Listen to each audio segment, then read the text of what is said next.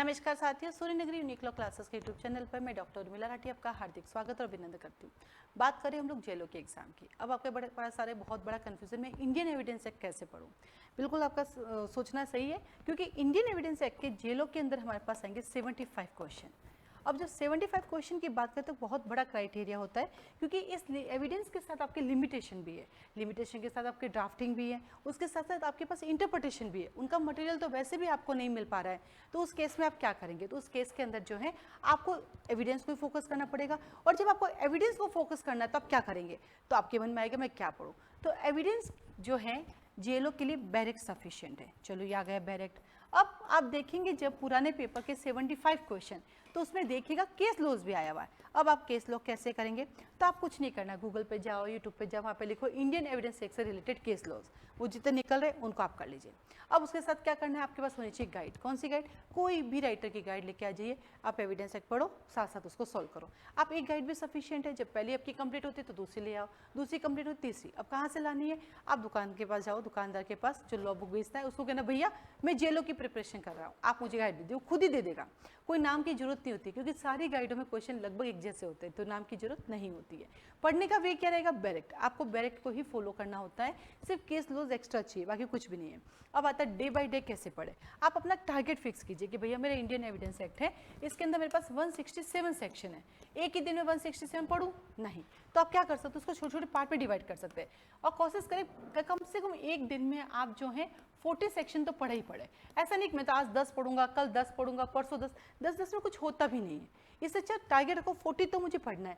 इसको 40 करके आपने पढ़ा, आपका 5 डेज में खत्म, 6 डेज से वापस स्टार्ट। फिर से 1 से 40 को रिवाइज कीजिए, फिर से 41 से लेके 80 को रिवाइज कीजिए। कोशिश करें कि एक महीने में आप इसको 3 टाइम रिवाइज कर ले, तो आप खुद देखेंगे अपने आप इंप्रूव, कि बार बार रिवाइज करने से याद हुआ। क्यों? जब भी हम गायत्री मंत्र याद करते हैं या हनुमान चालीसा याद करते हैं तो क्या याद किया आपने? नहीं, तो वो तो हमने बार बार रिवाइज किया और देखते देखते आपको हनुमान चालीसा याद हो गई, देखते देखते गायत्री मंत्र। तो आप ये टारगेट कीजिए, कानून की किताबें नहीं है, ये आपका गायत्री मंत्र है, ये कानून की किताबें नहीं है, ये आपका हनुमान चालीसा है। और इसको रिवाइज करो, आपको पता ही नहीं चलेगा कि सब चीज़ एक दिन आपके टिप्स पे हो जाएगी। इसी के साथ ही साथ सूर्य नगरी यूनिक लॉ क्लासेस के अंदर आप इंडिविजुअल एविडेंस की क्लास भी अटेंड कर सकते हैं, इंडिविजुअल सब्जेक्ट भी अवेलेबल है। जेलो का कोई कोर्स अवेलेबल नहीं है, पॉसिबल ही नहीं है, क्योंकि कौन सा पढ़ाऊंगी कौन सा छोड़ूंगी, पढ़ाना तो मुझे पूरा ही पड़ेगा। अगर मैं आपको एविडेंस पढ़ाऊंगी तो pre plus main plus interview, क्योंकि एविडेंस जो भी है इंडिया में जहाँ भी जाओगे हर जगह काम आएगा।